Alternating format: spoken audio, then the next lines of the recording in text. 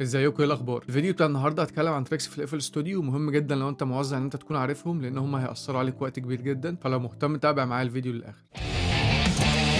فالتريك دي هعلمكم ان انتوا تقدروا تحولوا اي صوت موجود عندكم في شكل ويف ان هو يبقى ميدي فايل او يتحول لنوت ميدي، بحيث ان انتوا تقدروا تستخدموها وتتحكموا فيها بسهوله جدا او تغيروا الصوت بتاعها زي ما انتوا عايزين. يعني مثلا ده الصوت الاصلي،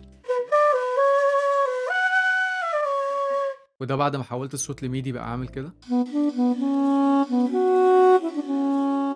يلا بينا اقول لكم قدرت ان انا اعمل حركه زي دي ازاي. الحركه دي عشان تتعمل ليها طريقتين. الطريقه الاولى ان انا هدوس دبل كليك على الصوت بتاعي، وبعد كده اقوم جاي دايس كنترول اي، فهو اوتوماتيك فتحه لي في الاديسون. بعد كده لازم اعمل سيلكت للمكتبه بتاعتي اللي انا عايز ان هو الصوت ينزل فيها او النوت تنزل فيها. بعد كده ادوس كليك يمين، بعد كده تولز، بعد كده بختار كونفيرت تو سورس، هو اوتوماتيك قام جاي منزل لي النوت هنا. خلاص بقت موجوده قدامي وقادر ان انا اتحكم فيها بكل سهوله.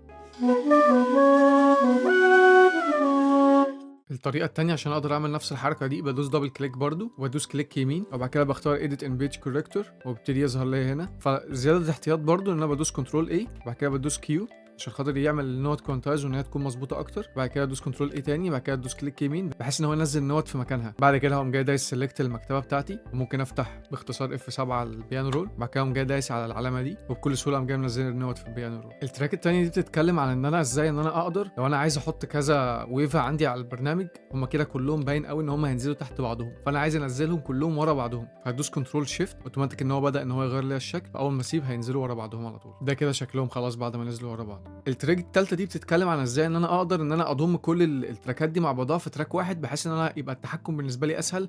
لو عايز اعمل مونوداين ما احتاجش ان انا اقفل وافتح لكل واحده واعمل لها، فبكل بساطه هعمل ليهم سيلكت، بعد كده ادوس كنترول جي.